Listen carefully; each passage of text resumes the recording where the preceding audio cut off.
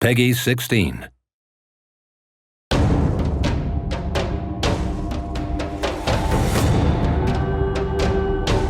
You encountered a lot of pirates in the prequel Risen, as well as in other games that we have developed, and that fitted pretty well with the dialogue style of the games and their quests, so we decided to turn it into a complete game.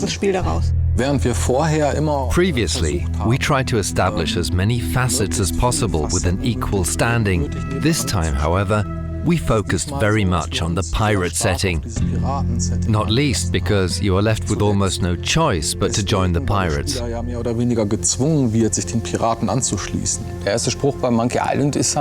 The first line of Monkey Island is, "I want to be a pirate," and then you gotta go to the tavern and do piratey things, find a treasure and so on. And these are of course things our players get to do as well.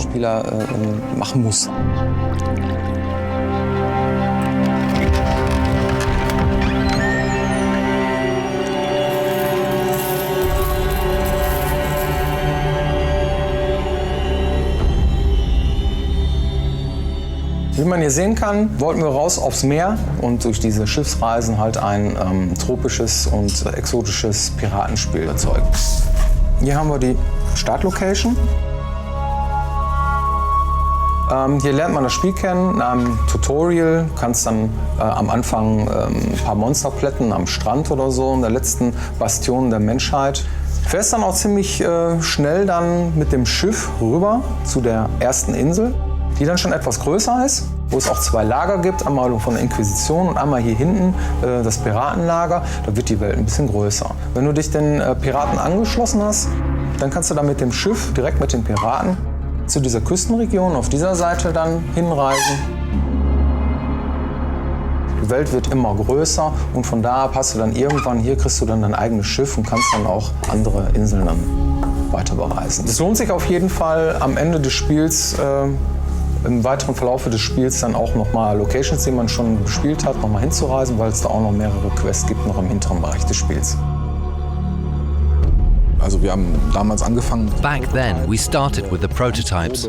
We just built pretty rough landscapes and walked through them, put in a few trees and various placeholders and checked out how it felt. Too big, too small. After that, the prototypes went into production and that's when the game began to take on a life of its own. Teilweise von alleine zu wachsen. In Risen 2 haben wir mehrere Inseln und wir haben... There are several islands in Risen 2.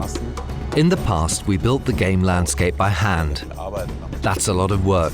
You have to add a lot of details and create all the paths. Little adaptations or corrections create a lot of work and effort. Therefore, we decided to implement a terrain engine, which is a first in the history of Piranha Bytes. And it paid off, because we were able to implement prototypes way faster. Schneller Prototypen als auch implementieren konnten.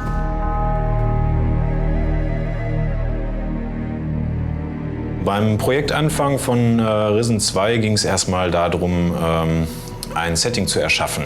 Also wir mussten uns überlegen, was soll es überhaupt werden.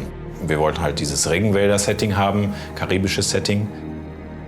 Im Dschungel ist es eigentlich ziemlich dunkel. Ja, im Dschungel gibt es viel Schattenwurf.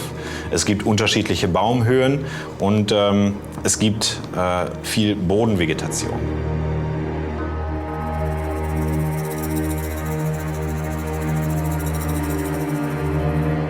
Wir haben jetzt in Risen 2 uns für einen leichten Dschungel entschieden. Ja, also weniger dicke, große Bäume, sondern eher dünne, kleine und davon ganz viele.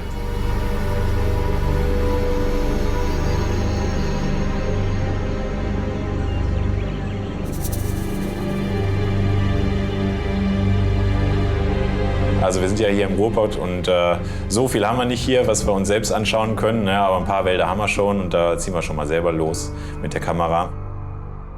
Die Wälder sind teilweise urig hier, das soll man gar nicht meinen.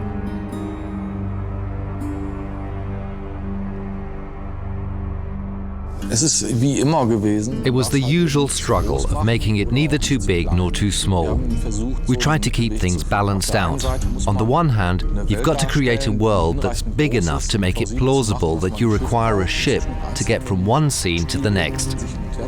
On the other hand, if it's too big, it gets boring due to the sheer size of it. We used the islands to put certain structures in place. At the start, players have no ship, so they are told to go to Island A, then to Island B, and suddenly you get your ship and you can get to Island C, D, E, F, G, in whatever order you desire.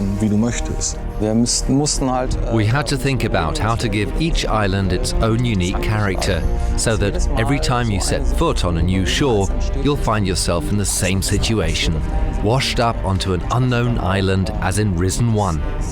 The settings and plots are set up correspondingly. Originally, we intended to have smaller locations, but a lot of them. What we've got in the end are a lot of big locations and a lot more fun exploring them. We are not able to build a camp that consists of only 5 interacting characters. There's got to be at least 20 of them, and of course each of them has at least one quest for you. As a result, the game has grown. It really became a huge world.